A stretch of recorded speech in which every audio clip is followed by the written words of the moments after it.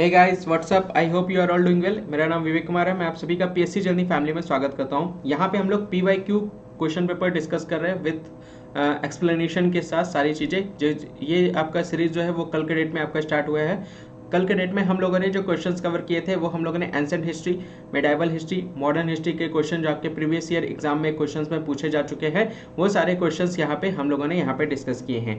ठीक है, आज हम लोग यहाँ पे इसका सेकेंड पार्ट डिस्कस करने जा रहे हैं। आज भी आपका जो क्वेश्चंस का जो पार्ट होगा मैं आपको बता देता हूँ। बिहार स्पेसिफिक से आज के क्वेश्चंस आपके होंगे, ज्योग्राफी से आपके क्वेश्चंस होंगे, पॉलिटी के क्वेश्चंस होंगे, ठीक है, और आपके मॉडर्न हिस्ट्री के भी क्वेश्चंस होंगे। ठीक है, तो ये सारे पैटर्न आपका आज के क्वेश्चन सीरीज का रहने वाला है, जो कि आपकी रेगुलर बेसिस पे रात में 8 बजे आपका सीरीज होती है। तो आई होप आप लोग रिवीजन करके आए होंगे प्रीवियस ईयर क्वेश्चन सीरीज, और आज हम लोग यहाँ पे वो सारे क्वेश्चंस यहाँ पे देखने जा रहे हैं जो कि आपके एग्जाम में ऑलरेडी पूछे गए हैं, ताकि एक तरह से आपको आइडिया लगता हुआ चले कि आपके एग्जाम में क्वेश्चंस किस तरह से पूछे जाते हैं, बीपीएससी में क्वेश्चन किस तरह से पूछे जाते हैं। वो आइडिया जब लग जाएगा और उस तरह के क्वेश्चन जब सॉल्व करने लग जाएंगे तो अंदर से ऑटोमेटिकली कॉन्फिडेंस आपका बिल्डअप होता हुआ चलेगा, और आपके अंदर जो जो जो जो ट्रस्ट है, जो फेथ है, जो कॉन्फिडेंस है, वो एक आपका मजबूत होता हुआ चलेगा। ठीक है, आइए स्टार्ट करते हैं ये पीवाईक्यू सीरीज पार्ट 2। ज़्यादा लोगों को ये सेशन का लिंक शेयर कर दीजिए ताकि बाकी लोग भी ज्वाइन हो सके और इस टेस्ट का हिस्सा बन सके। एक चीज़ और रिक्वेस्ट है आप लोगों से कि आप लोग लिखते नहीं है कि आपके कितने मार्क्स आए हैं। तो जितने भी क्वेश्चन होंगे, क्वेश्चन 20 से 25 होंगे। मैं फिर से बता देता हूँ, 20 से 25 आपके क्वेश्चन, मिनिमम 20 क्वेश्चन होंगे रेगुलर बेसिस पे जो हम लोग यहाँ पे डिस्कस करेंगे।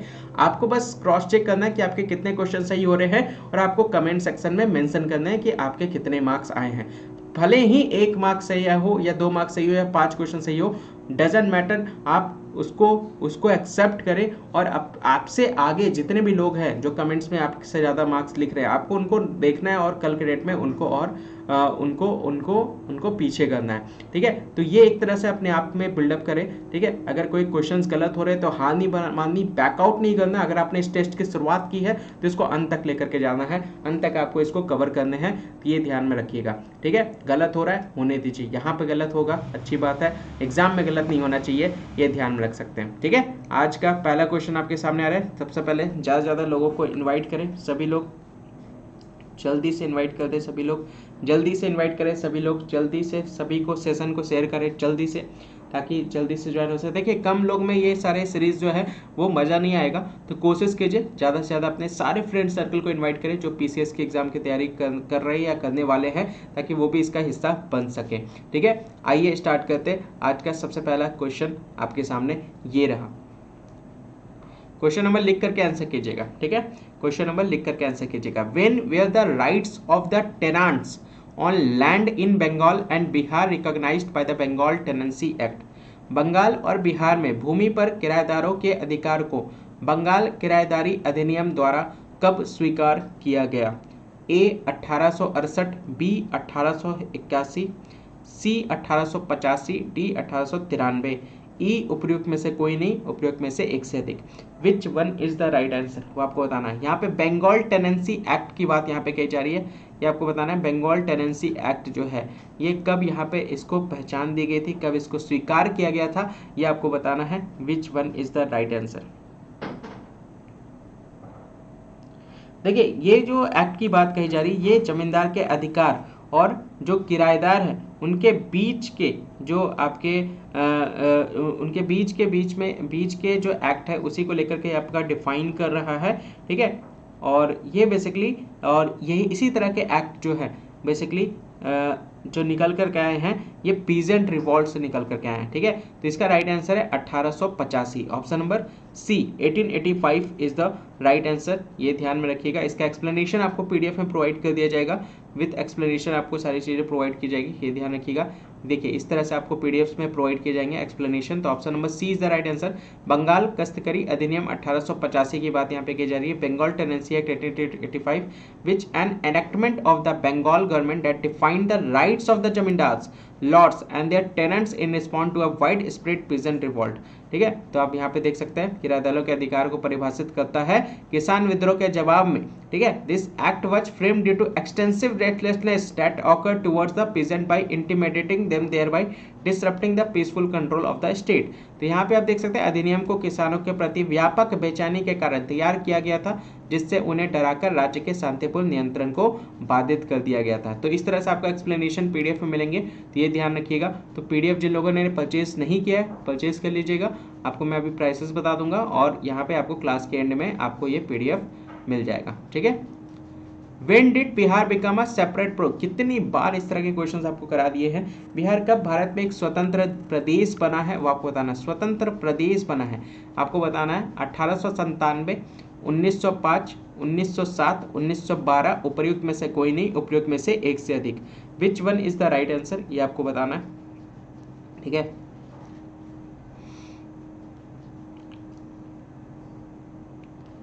देखिए इस तरह के क्वेश्चंस जनरली आप गलत करके आते हैं और यही नहीं करना आपको, ठीक है, यही आपको नहीं करना, ठीक है। ये आप थोड़ा सा इसको ध्यान रखिएगा, ठीक है। इसका एक ट्रिक्स है जो इस तरह के क्वेश्चंस को गलत नहीं किया जाता है। देखिए बात कही जा रही है 1905 की। 1905 में लॉर्ड कर्जन के द्वारा घोषणा की गई थी बंगाल विभाजन को लेकर के, जिसके तुरंत बाद स्वदेशी आंदोलन हो गया था। 1906 स्वदेशी आंदोलन की शुरुआत हो गई थी और ये आंदोलन आपका 1911 तक चला था। 1911 में दिल्ली दरबार का आयोजन किया गया था, जहाँ पे कैपिटल जो है वो कोलकाता से दिल्ली को शिफ्ट करने की बात वहाँ पे रखी गई थी। और 1912 को याद रखिएगा, जैसे ही कैपिटल शिफ्ट हुआ 1912, यानी डेट कौन सा था, डेट कौन सा था, तो बंगाल से बिहार आपका अलग हुआ था 22 मार्च 1912। देख सकते हैं 22 मार्च 1912, ठीक है। ये आप देख सकते हैं जो बंगाल विभाजन हुआ था। तो 1912 में सेपरेट प्रोविंस की बात कही जा रही है और उस टाइम पे बिहार जो अलग हुआ था, बिहार अकेला नहीं था, बिहार के साथ उड़ीसा भी था, ठीक है। उड़ीसा जो था वो बिहार का हिस्सा था। 1912 में आपका अलग हुआ था बंगाल से, ये ध्यान में आप रख सकते हैं। तो option number D is the right answer, ये ध्यान में रखिएगा, ठीक है। और 22 मार्च को इसीलिए हम लोग क्या सेलिब्रेट करते हैं, बिहार दिवस। क्या सेलिब्रेट करते हैं, बिहार दिवस। चलिए मुझे आप लोग बताइएगा आंसर में कि बिहार दिवस जो इस बार सेलिब्रेट किया गया इसका थीम क्या था, मोटो क्या था, आपको बताना है। बिहार दिवस, ठीक है, सेलिब्रेट किया गया। आइए आगे बढ़ते हैं। तो ये आपका 1912। देखिए यहाँ पे कैसे आप लोग बोलेंगे सर 1936 क्यों नहीं होगा। आप लोग के मन में 1936 को लेकर के क्वेश्चन उठ रहा है ना, उठ रहा है कि नहीं उठ रहा, बिल्कुल उठ रहा होगा कि सर मैंने तो ऑप्शन नंबर ई, अगर मुझे ये क्वेश्चन दिखता तो मैं ऑप्शन नंबर ई लगाता। और बहुत से लोग ऑप्शन नंबर ई भी ही लगाए थे, क्योंकि 1936 की बात यहाँ पे क्योंकि उनके दिमाग में 1936 था। सेपरेट प्रोविंस, देखिए ध्यान रखिएगा, मैंने हमेशा बताया है अगर जब भी सेपरेट प्रोविंस आपको दिखे, सेपरेट प्रोविंस दिखे, तो आपका आंसर जो होगा वो आपका 1912 होगा। आपका आंसर क्या होगा, 1912 होगा। लेकिन अगर सेपरेट स्टेट दिखे तो उस समय में आपका आंसर क्या होगा, 1936 होगा। तो ये थोड़ा सा ध्यान में रख सकते हैं। सेपरेट प्रोविंस है यहाँ पे, दैट मीन्स आंसर क्या है, 1912 है, ये ध्यान में रख सकते हैं, ठीक है, क्लियर, डन। चलिए आगे बढ़ते हैं, नेक्स्ट आगे बढ़ते हैं नेक्स्ट क्वेश्चन की तरफ। Who invited Gandhi ji to Champaran, question number लिख करके आंसर करें। गांधी जी को चंपारण में किसने आमंत्रित किया था, वो आपको बताना है। चंपारण में आमंत्रण किसके द्वारा किया गया था, बताइए। गांधी जी को इनवाइट जो किया गया था चंपारण में, किसके द्वारा किया गया था। तो आप देख सकते हैं यहाँ पे बेसिकली इनवाइट जो किया गया था, बेसिकली 31वां सेशन हुआ था कांग्रेस का। ध्यान रखिएगा ये बात कब की है, 31st कांग्रेस सेशन की बात कही जा रही है। 31st कांग्रेस सेशन की बात कही जा रही है। वहाँ पर 31st कांग्रेस सेशन की जो बात की, लखनऊ, ये सेशन कहाँ पे हुआ था, लखनऊ में हुआ था। वहीं पे राजकुमार शुक्ला जो थे वो मिले थे गांधी जी से पहली बार 1916 में। ये कब हुआ था, 31st सेशन 1916 में हुआ था। वहीं पर गांधी जी से राजकुमार शुक्ला मिले थे और वहीं पर उनको बेसिकली इन्वाइट किया गया था कि आप चंपारण आए और यहाँ की स्थिति किसानों की देखें, किस तरह से यहाँ के किसान जो है वो दयनीय स्थिति से गुजर रहे हैं। तो option number B is the right answer. जिन्होंने ऑप्शन नंबर बी बोला है उनका आंसर बिल्कुल सही है। राजकुमार शुक्ला, याद रखिएगा 1875 से 1929 तक, ध्यान में रखिएगा, ठीक है। आइए आगे बढ़ते हैं, नेक्स्ट क्वेश्चन की तरफ बढ़ते हैं। Question number 48, Who raised the flag of independence at the Congress session of 1929? 1929 बताइए। 1929 की बात यहाँ पे कही जा रही है, कांग्रेस सेशन की बात यहाँ पे कही जा रही है। बताइए किसने 1929 के कांग्रेस अधिवेशन में 1929 के कांग्रेस अधिवेशन में पूर्ण स्वराज का पताका किसने उठाया था, ये आपको बताना है। पूर्ण स्वराज का जो पताका है वो किसने उठाया था? ए मौलाना मोहम्मद अली, बी पंडित जवाहरलाल नेहरू, सी वल्लभ भाई पटेल, ठीक है, डी सुभाष चंद्र बोस। उपयुक्त में से कोई नहीं, उपयुक्त में से एक से अधिक। विच one is the right answer? तो बात यहाँ पे कही जा रही है 1929। अगर मैं मंथ की बात करूँ तो ये मंथ था दिसंबर मंथ था, ठीक है, दिसंबर 1929 में। ये बेसिकली जो लहराया गया था, डेट की अगर मैं बात करूँ तो 31 मिडनाइट की बात की जा रही है। 31 दिसंबर 1929 में स्वराज फ्लैग, ठीक है, ये पहला जो फ्लैग था जिसको क्या कहा गया था? स्वराज फ्लैग। ये ध्यान रखिएगा, इसका नाम क्या था? स्वराज फ्लैग। यानी 17 साल पहले इंडिपेंडेंस के 17 साल पहले इसको यहाँ पे फहराया गया था। यहाँ पे आप देख सकते हैं। और बाद में ये जो झंडा जो फहराया गया था ना, इसी को ही बाद में राष्ट्रीय ध्वज अडॉप्ट कर लिया था, राष्ट्रीय ध्वज के रूप में यहाँ पे स्वीकार किया गया था। आज का जो नेशनल फ्लैग है ना, आप उसी को देख सकते हैं। और ये फहराया गया था जवाहरलाल नेहरू जी के द्वारा, ठीक है, जवाहरलाल नेहरू जी के द्वारा, ये ध्यान में रख सकते हैं, ठीक है, डन, क्लियर। तो option number B is the right answer. जिन्होंने बी आंसर किया उनका आंसर बिल्कुल सही है। नेक्स्ट क्वेश्चन की तरफ, question number 49। When was the Bihar socialist party formed? Bihar socialist party की स्थापना कब हुई? बिहार सोशलिस्ट पार्टी कब गठित हुआ वो आपको बताना है। ए 1921, बी 1927, सी 1931, डी 1934। उपर्युक्त में से कोई नहीं, उपयुक्त में से एक से अधिक, ये आपको बतानी है। तो बिहार सोशलिस्ट पार्टी कब गठित हुई थी ये आपको बतानी है, ठीक है, बताइए जल्दी से। इसमें भी बहुत से लोग कंफ्यूज होते हैं, मैं आपको बता दूं, इसमें भी बहुत से लोग कंफ्यूजन में रहते हैं क्वेश्चंस को लेकर के, कि कंफ्यूजन किस में रहता है। देखिए ज़्यादातर जो कंफ्यूजन रहता है, देखिए ये दोनों तो, इसमें तो कोई दो राहें नहीं है कि ये आपके गलत है। कंफ्यूजन हमेशा इन दोनों में रहता है, और अभी भी आप में से जो कुछ लोग ने सी और डी दोनों में कंफ्यूज हो रहे हैं। तो अगर हम लोग बात करें, बिहार सोशलिस्ट पार्टी की बात यहाँ पे कही जा रही है, ये ध्यान रखिएगा। एक है बिहार सोशलिस्ट पार्टी और एक होता है बिहार कांग्रेस सोशलिस्ट पार्टी। ये आप देख सकते हैं, दोनों अलग अलग पार्टी है, ठीक है, दोनों अलग अलग पार्टी है। बिहार सोशलिस्ट पार्टी की अगर हम लोग बात करें तो इसकी स्थापना जो है गंगा शरण सिन्हा के द्वारा की गई थी। किसके द्वारा? गंगा शरण सिन्हा।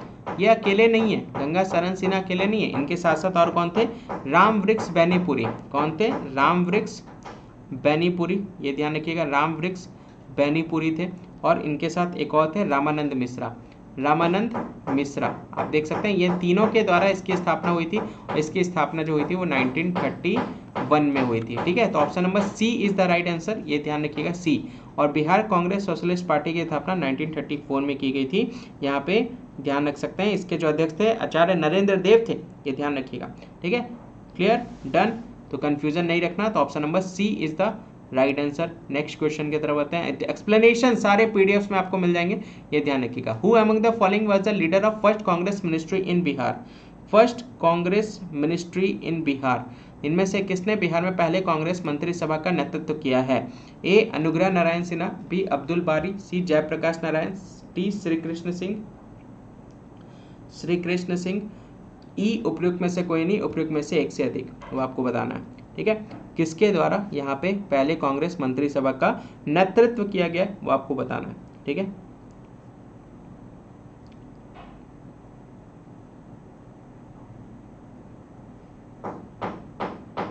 तो right answer is option number D, Shri Krishna Singh. यहाँ पे आप देख सकते हैं सिन्हा, यहाँ पे इनके द्वारा किया गया। ये आपके पहले चीफ मिनिस्टर भी रह चुके हैं भारत के राज्य बिहार के 1946 से कब तक 1946 से 1961 तक, जब तक इनका देहांत नहीं हुआ था तब तक ये चीफ मिनिस्टर के पद पे थे, ये ध्यान रखते हुए चलेगा।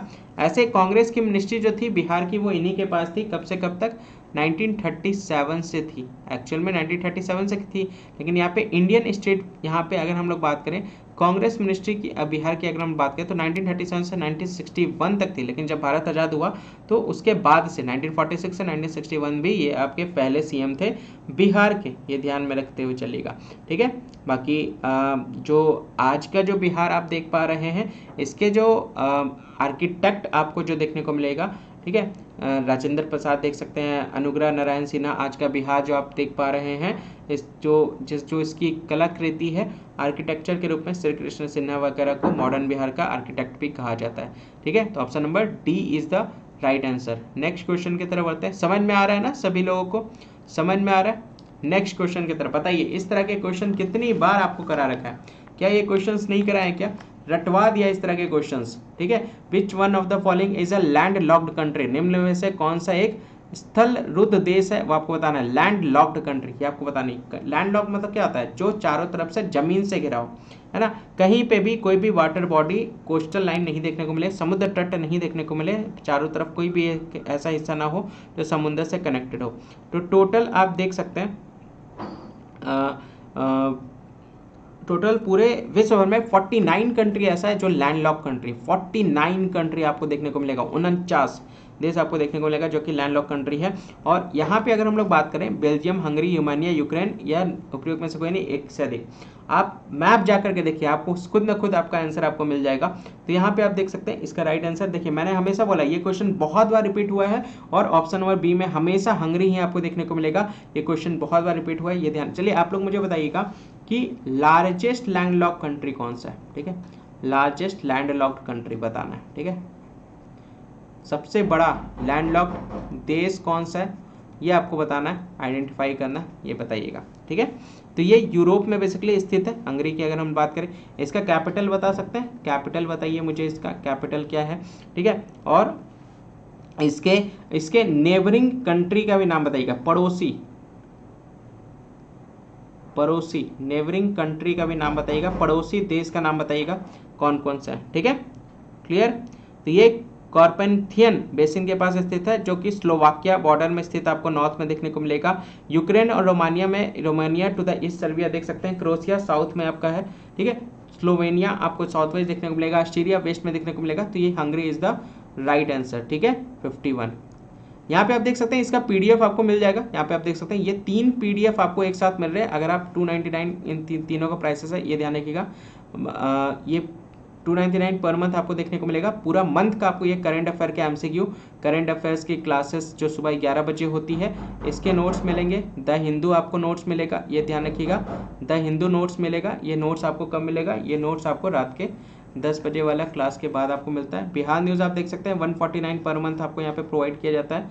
करंट अफेयर फरवरी से अक्टूबर 2021 करंट अफेयर नोट्स यहाँ पे एमसीक्यू के मिलते हैं, ये प्रोवाइड किया जाता है। प्रीवियस ईयर क्वेश्चन 200 का आपको यहाँ पे प्रोवाइड किया जा रहा है। ठीक है, ये ध्यान में रखिएगा। ठीक है, क्लियर।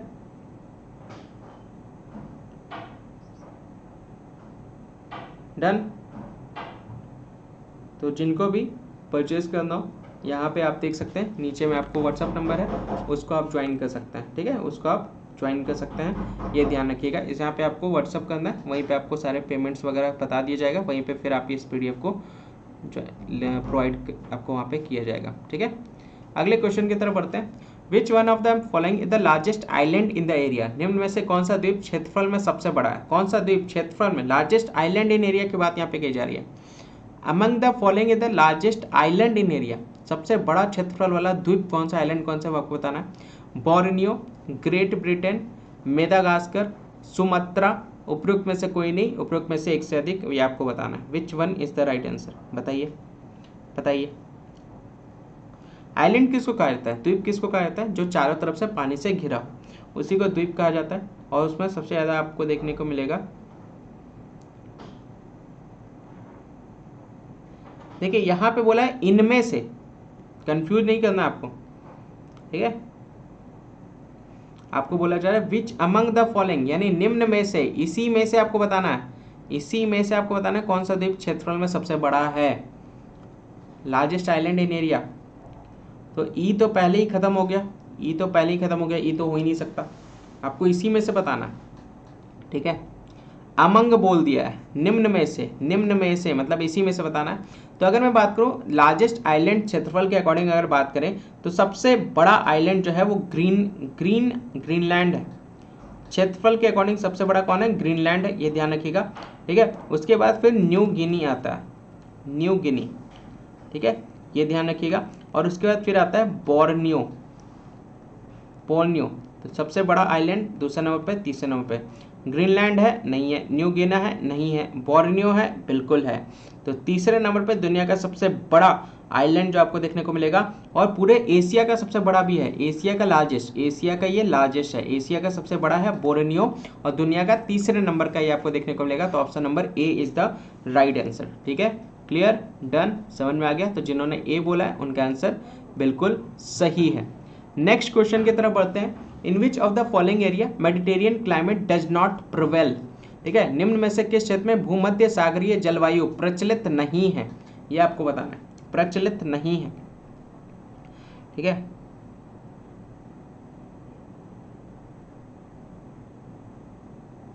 बताइए, ए सेंट्रल चिल, मध्य Chile, Cape Town, Adelaide, pampas, उपरोक्त में से कोई नहीं, एक से अधिक, आपको बताना।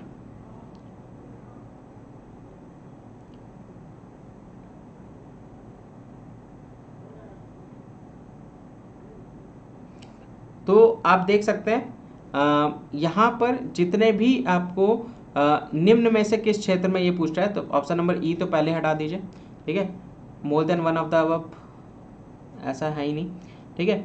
तो यहाँ पे आप देख सकते हैं बेसिकली जितने भी मेडिटेरियन जोन की अगर हम लोग बात करें, मेडिटेरियन बेसिन की अगर हम लोग बात करें तो इस क्षेत्र में बहुत सारे आपको कंट्रीज देखने को मिलेंगे, जैसे आपका सेंट्रल चिल भी आपको यहाँ पे देखने को मिलेगा, ठीक है, सेंट्रल चिल भी है, फिर आपका केप टाउन एडिलेड्स वगैरह भी देख सकते हैं। लेकिन पैम्पस रीजन जो है, जो कि अर्जेंटीना का आपको जो देखने को मिलेगा वो यहाँ पे नहीं प्रेजेंट है, अर्जेंटीना का जो लोकेशन है पैम्पास ये आपका नहीं प्रेजेंट है, तो यही आपका राइट आंसर है, ये ध्यान रखिएगा। बाकी Cape Town, Los Angeles, San Francisco, Tashkent, Adelaide, ये सारे लोकेशंस, रोम हो गया, जेरूसलम हो गया, वेलेंसिया हो गया, ट्यूनिसिया हो गया, बार्सिलोना हो गया, एथेंस हो गया, केप टाउन हो गया, सेंट्रल चाइल हो गया, ये सारे लोकेशन आपको मेडिटेरियन बेसिन में देखने को मिलेंगे, जिसके वजह से क्या होता है, ये आपके मेडिटेरियन सी के पास ये सारे आपको देखने को मिलेगा, जिसकी वजह से मेडिटेरियन जलवायु का आपको प्रभाव यहाँ पे देखने को मिलेगा, जबकि पैम्पा जो कि अर्जेंटीना है वो यहाँ पे नहीं है, ये ध्यान में रखिएगा, ठीक है। तो option number D is the right answer.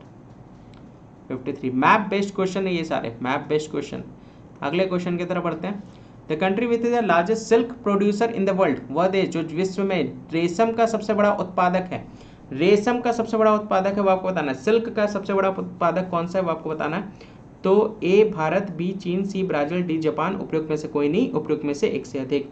Which one is the right answer, which one is the right answer, ये आपको बताना है, बताइए।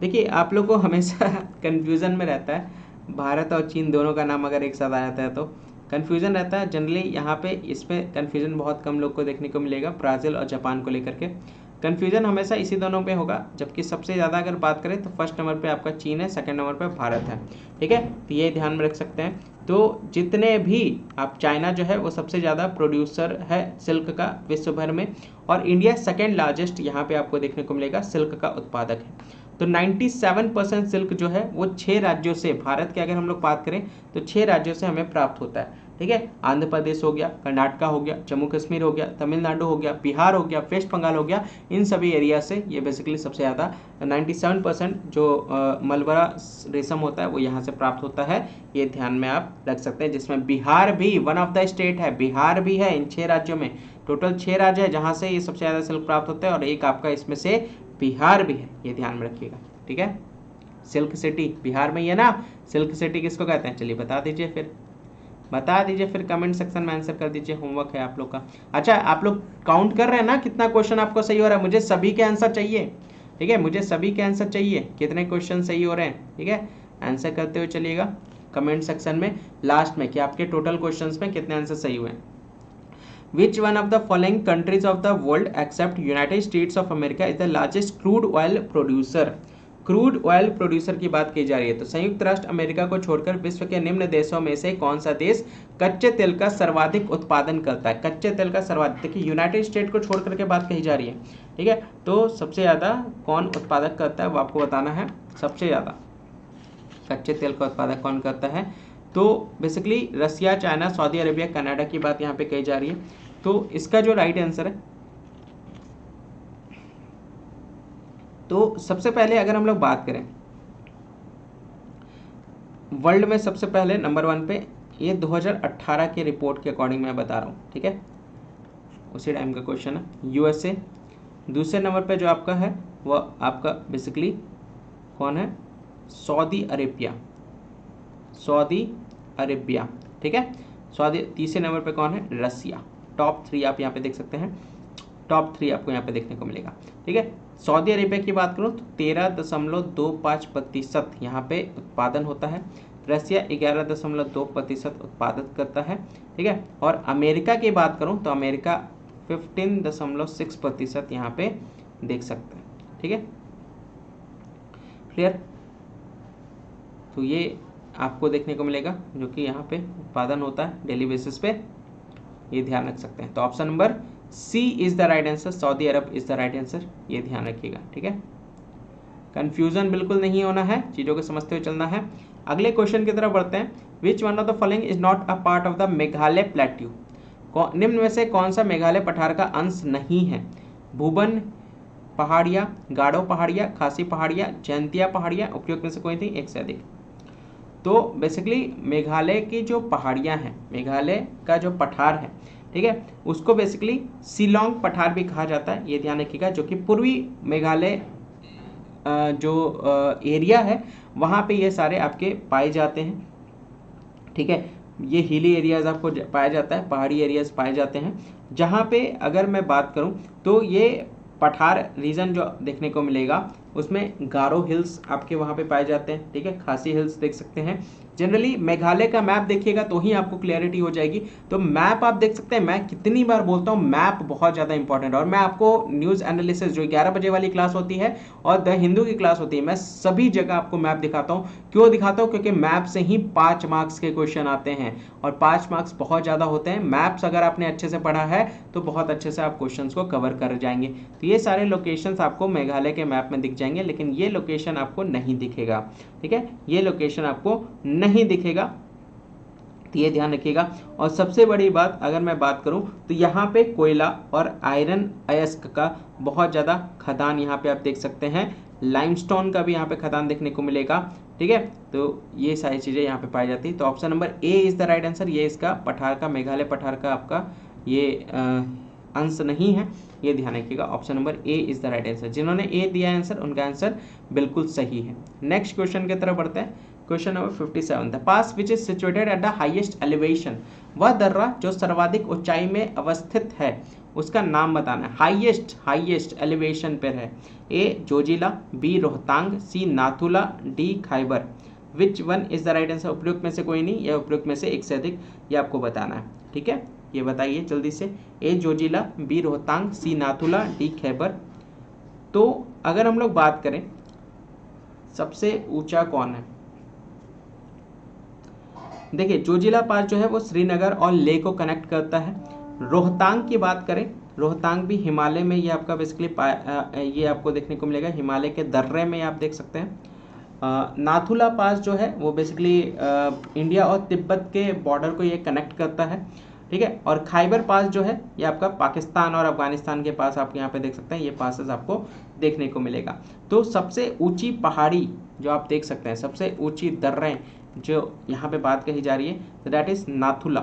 इसकी हाईएस्ट कितनी है, इसकी हाइट कितनी है, 4310 मीटर पर है ये आपका, ये ध्यान रखिएगा, ठीक है। चलिए एक क्वेश्चन मैं आपको पूछता हूँ कि हाईएस्ट मोटरेबल रोड किस पास पर निर्माण किया गया। हाईएस्ट मोटरेबल रोड का निर्माण किस दर्रे पर हुआ है, किस दर्रे पर हुआ है और उसकी हाइट बतानी है। उसकी हाइट बतानी, इसकी हाइट बतानी, कितनी हाइट पर, कितनी ऊंचाई पर इस रोड का कंस्ट्रक्ट किया गया। तो ये सारे होमवर्क है, मुझे कमेंट सेक्शन में ये सारा चीज पढ़ाया है करंट अफेयर्स में, ये करंट अफेयर्स में पढ़ाया है। तो option number C is the right answer, Nathula. ठीक है, जिन्होंने सी बोला है उनका आंसर बिल्कुल सही है, ये ध्यान रखिएगा। अगले क्वेश्चन की तरफ बढ़ते हैं, क्वेश्चन नंबर 58। कारेवास सॉइल की बात यहीं की जा रही है। Which are useful for cultivation of जाफरान, A local variety of saffron are found in. Karewas मृत्तिका जो जाफरान केसर का एक स्थानीय प्रकार है, उत्पादन के लिए उपयोगी पाई जाती है। कहाँ पे पाई जाती है ये आपको बताना है, कहाँ पे पाई जाती है ये आपको बतानी है। देखिए ऑप्शन ए कश्मीर हिमालय में, गढ़वाल हिमालय में, नेपाल हिमालय में, पूर्वी हिमालय में, उपरोक्त में से कोई नहीं, उपरोक्त में से एक से अधिक। देखिए इससे रिलेटेड एक और क्वेश्चन आपके एग्जाम में पूछा गया है कि सैफरॉन का उत्पादन कहाँ पे है सबसे ज़्यादा, सैफरॉन का उत्पादन भारत में कहाँ पे होता है, उत्पादन भारत में कहाँ होता है, ये क्वेश्चन पूछा गया, ये क्वेश्चन पूछा गया उसी से रिलेटेड। ये दोनों क्वेश्चन मैं कनेक्ट करूँ, ये भी आपका होमवर्क है। मुझे कमेंट सेक्शन में ये सारे आंसर चाहिए, ये आपको बताना है, कमेंट सेक्शन में मुझे ये सारे आंसर चाहिए। ये हम लोगों ने डिस्कस किया है, ये हम लोगों ने डिस्कस किया है। चलिए बताइए। तो बेसिकली देखिए सैफरॉन की बात जब भी आए हमेशा जम्मू कश्मीर सर्च कीजिए। जम्मू कश्मीर कहाँ है, कश्मीर हिमालय, यहाँ दिखा, ऑप्शन नंबर ए पे मारिए टिक, बिल्कुल सही आंसर है। ध्यान रखिएगा सैफरॉन हो गया, आलमंड हो गया, एप्पल्स हो गया, वालनट हो गया, चेरी हो गया, प्लम हो गया, ये सारे सैफरॉन के बेड आपको यहाँ पे बिछे हुए हैं जम्मू कश्मीर वाले डिवीजन में, ये आप देख सकते हैं हिमालय पे। ये ध्यान रखिएगा यहाँ पे खेती बहुत ज़्यादा होती है।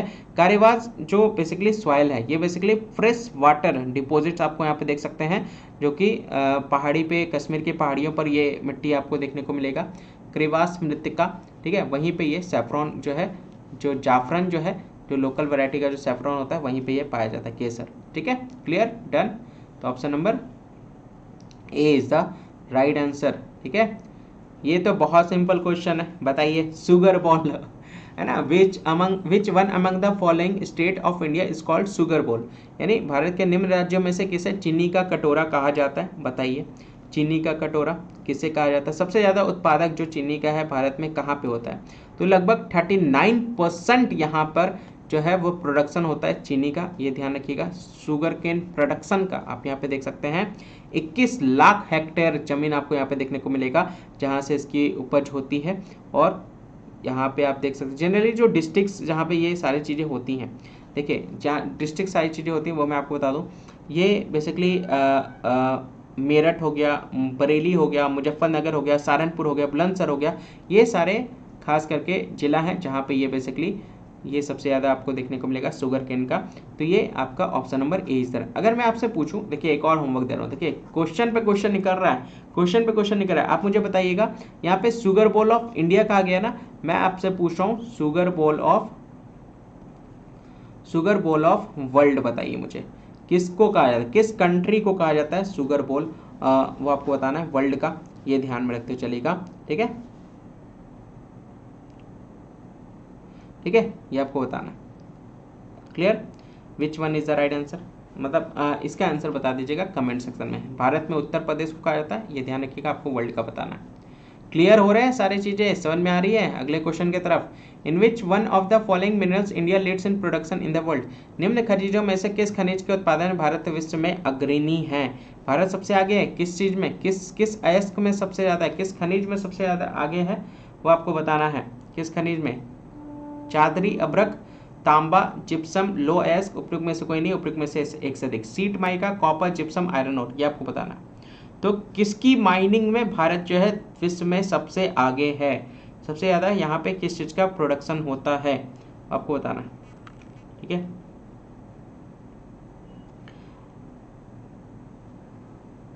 तो ये हो गया 5th नंबर पे, अगर मैं बात करूँ 5th नंबर पे। ठीक है,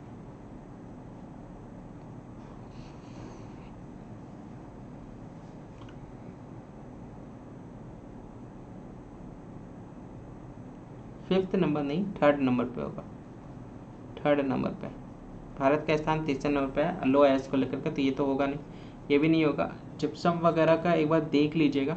the right answer is seat mica, चादरी अब्रक। यहाँ पे आप देख सकते हैं सबसे ज़्यादा हम जो भारत जो है सबसे अग्रणी, सबसे ज़्यादा उत्पादन जो आपको देखने को मिलेगा वो किसका है, सीट माइका का है, ये भारत में, ये ध्यान रखिएगा। ठीक है, लार्जेस्ट प्रोड्यूसर है माइका। ठीक है, 4th नंबर पे, 4th नंबर पे भारत का स्थान 3रे नंबर पे है। 4th नंबर पे भारत का स्थान 3रे नंबर पे है लो एस को लेकर के, तो ये तो होगा नहीं, ये भी नहीं होगा। जिप्सम वगैरह का एक बार देख लीजिएगा। The right answer is seat mica, चादरी अब्रक। यहाँ पे आप देख सकते हैं सबसे ज़्यादा हम जो भारत जो है सबसे अग्रणी, सबसे ज़्यादा उत्पादन जो आपको देखने को मिलेगा वो किसका है, सीट माइका का है, ये भारत में, ये ध्यान रखिएगा। ठीक है, आगे बढ़ते हैं नेक्स्ट क्वेश्चन की तरफ। Question number, after independence in which year was the India state recognised as a linguistic basis. देखिए ये तो कितनी बार रटवा दिया इस तरह के क्वेश्चन। तो आज़ादी के बाद भाषा के आधार पर भारत के राज्यों का पुनर्गठन किस वर्ष में हुआ था, यानी राज्यों का पुनर्गठन किस वर्ष किया गया था, राज्य जो फिक्स किए गए थे कि ये राज्य, तो वो किस टाइम पे किए गए थे। इसके पहले group A, group B, group C, group D चलता था। Group A, group B, group C, group D चलता था, आपको बताना है। ठीक है, तो किस साल ये राज्य पुनर्गठन अधिनियम हुआ था ये आपको बताना है।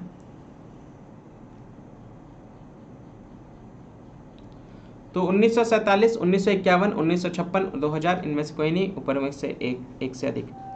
तो बेसिकली अगर हम लोग बात करें राज्य पुनर्गठन अधिनियम की बात करें तो ये फैजल अली कमीशन से निकल करके आया था जब उन्होंने रिपोर्ट सबमिट की थी। किसने रिपोर्ट सबमिट की थी? फैजल अली कमीशन के रिपोर्ट सबमिट करने के बाद ये आपका निकल करके आया था।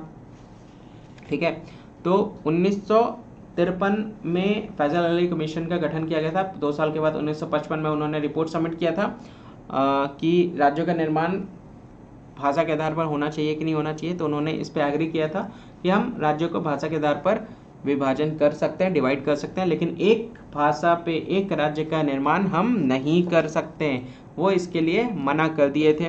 ठीक है, तो ये गठन हुआ था 1 नवंबर 1956। ठीक है, the right answer is option number राज्य स्टेट रीऑर्गेनाइजेशन एक्ट 1 नवंबर 1956 को राज्य का गठन किया गया था। तो ये आप ध्यान में रख सकते हैं। ठीक है, तो उसी को लेकर के यहाँ पे बात की जा रही है। क्लियर? चलिए मुझे बताइएगा, होमवर्क है आपका, 1956 को स्टेट्स कितने थे और यूटी कितने थे ये आपको बताना है। कितने स्टेट और कितने यूटी का निर्माण हुआ था ये 1956 को, राज्य और केंद्र शासित प्रदेश का दर्जा मिला था ये आपको बताना है। ठीक है, 61 नंबर। आगे बढ़ते हैं नेक्स्ट क्वेश्चन की तरफ। Question number, Bihar as an Indian state was formed. देखिए अभी मैंने आप लोगों को इसके बारे में समझाया है, अभी थोड़ा देर पहले, याद है प्रोविंस वाले क्वेश्चन में, प्रोविंस वाले क्वेश्चन में बहुत अच्छे से आपको इसके बारे में समझाया है, गलती बिल्कुल भी मत कीजिएगा। तो 1911, 1912, 1936, 2000, उपयुक्त में से कोई नहीं, उपयुक्त में से एक से अधिक। तो किस टाइम पे भारतीय राज्य के रूप में बिहार यहाँ पे दर्जा दिया गया था? भारतीय राज्य के रूप में, भारतीय राज्य के रूप में, वो आपको बताना है। भारतीय राज्य के रूप में, जैसे मैंने अभी आप लोगों को बताया था, याद होगा आप लोगों को कि 1937 से 1961 तक कौन थे? कृष्ण सिन्हा जी को यहाँ पे चीफ मिनिस्टर बना दिया गया था। ठीक है, कांग्रेस मिनिस्ट्री बना दी गई थी बिहार की, तब से ये बिहार जो था वो आपका राज्य का दर्जा उसको मिल गया था। तो 1936 में ये दिया गया था, ये ध्यान रखिएगा, 1936 में। ठीक है, 1936 में ये आपका हुआ था। और ये कब हुआ था? ये हुआ था आपका 1 अप्रैल 1936। क्यों? क्योंकि इसी दिन उत्कल दिवस सेलिब्रेट किया था। उत्कल दिवस बता सकते हैं? उत्कल दिवस किस लिए कहा जाता है? क्योंकि इसी टाइम पे ही उड़ीसा जो है वो सेपरेट हुआ था बिहार से, और उड़ीसा स्टेटहुड दिवस सेलिब्रेट करता है उत्कल दिवस के रूप में, सेपरेट फ्रॉम बिहार, यानी बिहार से अलग हुआ था उड़ीसा 1 अप्रैल 1936 को, इसलिए उत्कल दिवस उड़ीसा मनाता है, राज्य स्थापना दिवस। ठीक है, उसी को लेकर के यहाँ पे बात कही जा रही है। और 22 मार्च को बिहार दिवस के रूप में हम लोग सेलिब्रेट करते हैं, ये भी बात ध्यान में रख सकते हैं आप। ठीक है, डन, ये भी क्लियर हो गया, समझ में आ गया। इंडियन स्टेट पूछेगा 1936, प्रोविंस अगर पूछ दिया तो आंसर क्या होगा? 1912। कोई कंफ्यूजन तो नहीं? आगे बढ़ते हैं, कंफ्यूजन बिल्कुल भी नहीं होना चाहिए, कंफ्यूजन बिल्कुल भी नहीं होना चाहिए। चलिए अगला क्वेश्चन, यहाँ पे बताना है, which one of the following parts of Bihar geographical older in age relatively. Bihar के निम्न हिस्सों में से कौन सा हिस्सा भूतात्विक दृष्टि से अपेक्षाकृत पुराना है, वो आपको बताना है। रोहतास पठार, उत्तर पश्चिमी पहाड़ियाँ, खड़गपुर पहाड़ियाँ, उत्तर गंगा मैदान। देखिए इस तरह के क्वेश्चन में भी बहुत से लोग कंफ्यूज हुए थे एग्जाम में। ठीक है, ये क्वेश्चन बेसिकली जो पूछा गया है 64वें बीपीएससी में पूछा गया है, और इस क्वेश्चन में बहुत कन्फ्यूज़न हुआ था, सभी जो एस्पिरेंट्स थे वो कंफ्यूज हो गए थे, ये ध्यान रखिएगा।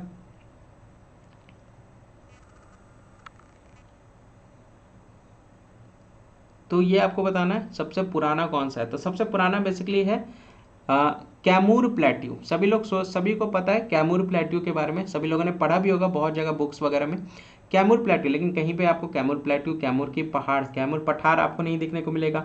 ठीक है, यहाँ पे कंफ्यूजन जो होता है वो फर्स्ट और थर्ड में होता है, खड़गपुर और रोहतास प्लेट्यू में, ए और सी में हमेशा कंफ्यूजन होता है।